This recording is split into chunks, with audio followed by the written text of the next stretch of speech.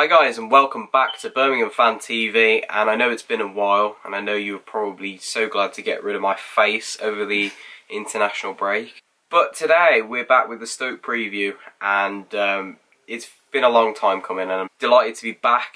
As much as I do love the international break, it's too long and it drags on for too much time. And this game I've been looking forward to more so than a lot of games. But I've got Emily here with me today to add a little bit more to the show, and also because I've got a bit of a cold and I've been struggling with man flu.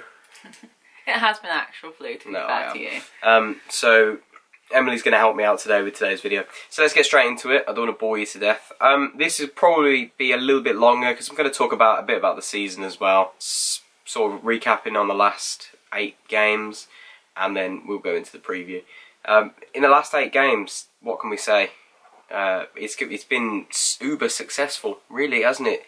Beyond everyone's expectations. We're not exactly, on paper, we're not tearing up the league. If you look at results, and if that's all you look at, then we don't stand out necessarily. But if you look at the form table, if you look at the unbeaten run, and if you look at the teams that we've had to play and obviously not lost any of them, I would have said that after the last game, going into the international break, we were the informed team in the league, I would say. I think after... There's a few contenders for that. Yeah, I think after the last video that we did, I had a look and we'd only played, was it one side in the bottom half of the table? It was either before the last game we played or... Before we played Rotherham, we played 2 in the bottom half, I think. So, we basically played... Ipswich and QPR. It was quite a few of the tough teams that we expected to be tough in the beginning when we I think looking back on last season and how poorly we were last season, we were sick, really, weren't we? As in, not in the good way.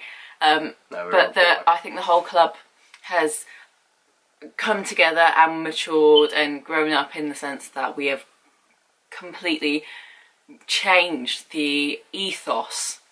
We're now a team. We're not a few players on the pitch. We are, again, a family. A footballing family, and I don't honestly think, I mean, people that support other clubs may say differently, but I think there is no other club like ours where we all are one and we completely get behind the team no matter what, whereas this time last season it was a completely different story. And I think the games we've had, we have played, bar QPR, we have played incredibly well. I think we are now beginning to get to a place where even against Rotherham we didn't play incredibly well, but we had that class and that performance level in our squad and the belief, which is a huge thing, to continue, and Duke Masterclass came in, and I think that is a good confidence as to what Gary Monk has installed in our team since he came in about March, April time, wasn't it? March time, end of Feb, March. So if you look at the whole run since then, we are a team in progress, but we're progressing that very quickly. So, like, touching on what you said about teams that we've played in the league, you've got to look at maybe, say, the top 12 teams, and we've played Sheffield United top, West Brom 2nd, Leeds 3rd, Borough 4th, Forest 5th.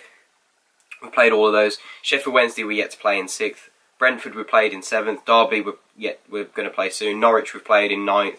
Blackburn we're playing soon. Norwich we've played. Swansea we played in 11th. And then Wigan we're yet to play in 12th.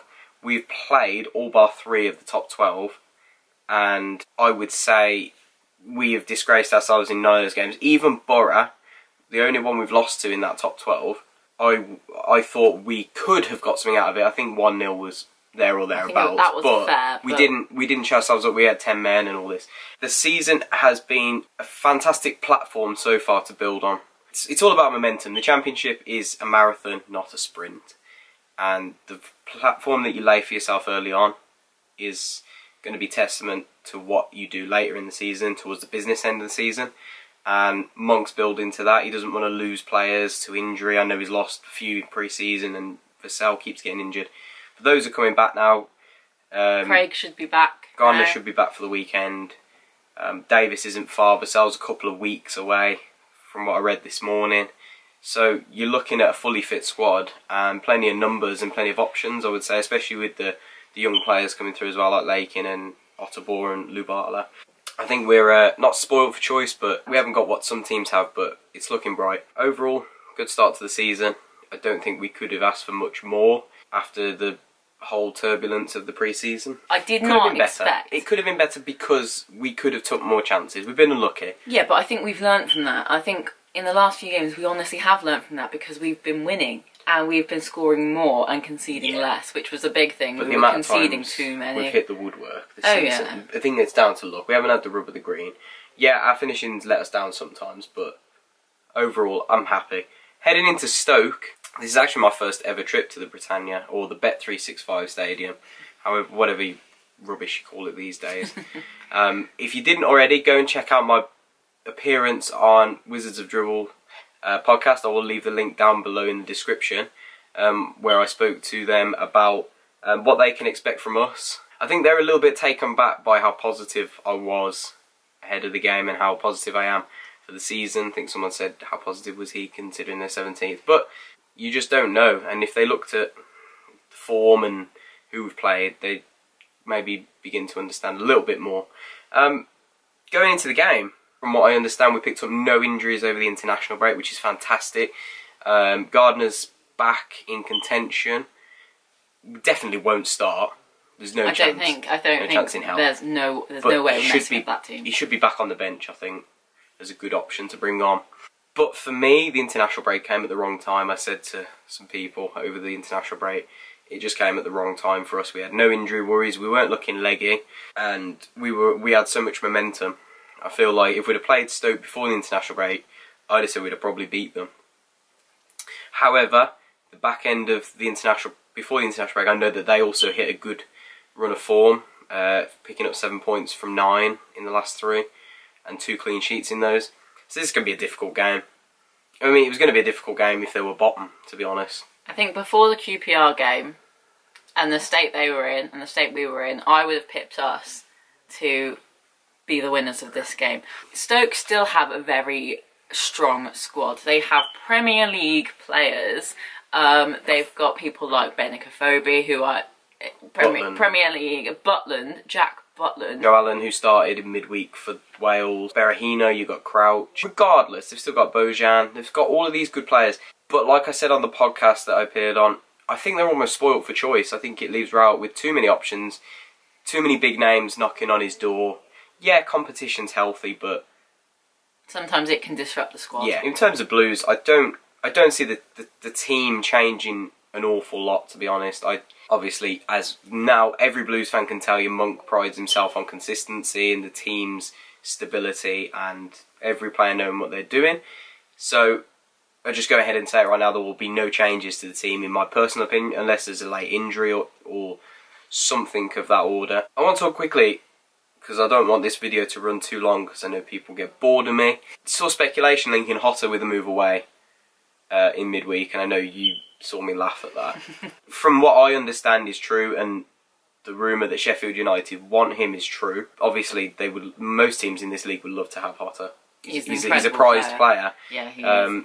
But from my understanding as well is that Monk's not going to sell him. And from general knowledge, you can see that he's not got any room to manoeuvre. If Monk gets rid of Hotter in January, all he can bring in at the minute is a loan player. So why shoot yourself in the foot, you know, with that one? Obviously, if a stupid offer of, you know, 10 mil plus came in, then yeah, maybe you consider it. But for the price that maybe of 4, 5, 6 million, I don't think there's much chance of him taking that.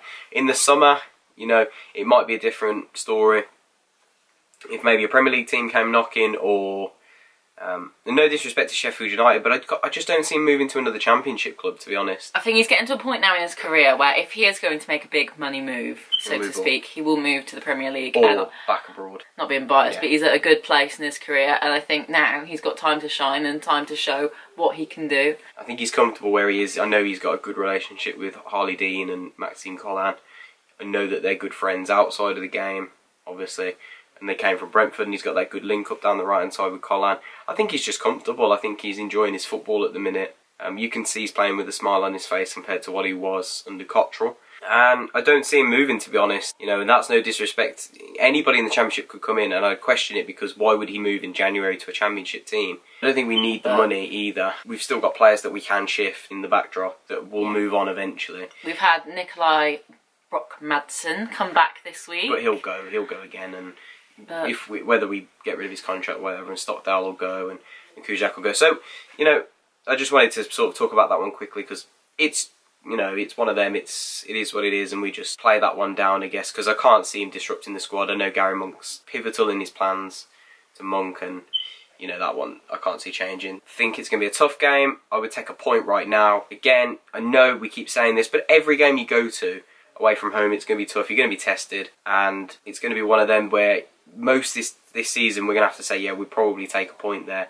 We'd probably take a point here.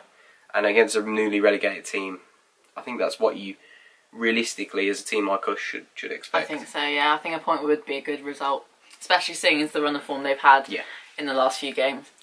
Looking forward, we've got Derby, we've got Villa. Yeah, so I think we need to be picking points up. Yeah. So it's one we need to be picking a point up from. Not saying I expect it, but it'd be nice. Score prediction. Oh. And goal scorer, 3 goal scorer in there. I always ask people to throw a goal scorer in there. Obviously, Lucas Jukovic. No, stop bringing your biasness into it. No, I honestly think that Lucas Jukovic is going to score. I think it'll probably be something like, if we were to win, it would be like a 3-2. But I think it'll be a draw, and I think there'll be goals. So I think it'll be like 2-2. I think. Oh, you see, you're taking my prediction. I said 2-2 on the podcast. I haven't even completely listened to that yet. No, sorry. She doesn't like the sound of my voice either. I hear enough of it. You've got to think it's going to be a lot of goals, though. You've got to. Well, I said there'd be goals because they're a free scoring team, and we found our mojo. So it's hard to say. I'm going to stick with a draw, because we're the draw merchants this year, and I know a Gary Rowett team, they do have a lot of draws in them as well. A point is better than no points. And a point for us would be a better point than a point for them. So I'm going to stick with a draw. I'm going to go with a 1-1 actually. I'm going to lower myself down a bit, because I'm going to stop being stupid. I think Shea Adams is going to score. Just his kind of game, I think. Hit him on the break. Know that we were assessing Magoma quickly over the next 2 days, because he'd been away on international duty. Could be a chance for Mahoney to step in. He's been on fire. He's been such a talent. But again, consistency is key. So we'll wait and see. I don't think he'll want to drop Magoma, but if he's desperate, he'll drop him. So guys, that just about sums it up for this episode. I know it's been a little bit longer. I know Emily talks too much, but we've got to cover a lot of things in this video. Yeah. Guys, it's good to be back. And if you did enjoy the video, don't forget to smash the like button. Can we hit 30 likes on this video? We'll be there at Stoke on the weekend, so if you want to come on the vlog or anything like that, then come tap me on the shoulder. And if you do want to be on it, like desperately want to be on it, then message us on our Twitter on Birmingham Fan TV. So we'll definitely get the message and we'll come find you. Yeah, we will. We're looking. You know, anybody that wants to come on Saturday, I know it's a good following, so don't be shy.